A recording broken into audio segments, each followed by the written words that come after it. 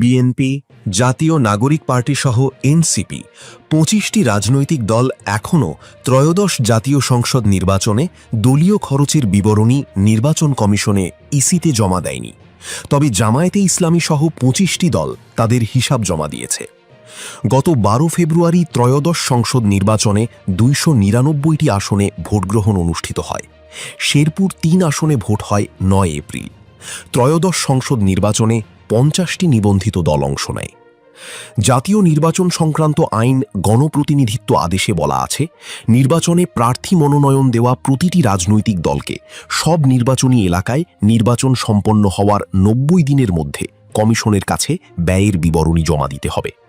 কোনো দল এই সময়ের মধ্যে তাদের ব্যয়ের বিবরণী জমা দিতে ব্যর্থ হলে ইসি ওই দলকে ৩০ দিনের মধ্যে বিবরণীটি জমা দেওয়ার নির্দেশ দিয়ে একটি সতর্কতামূলক নোটিশ জারি করবে।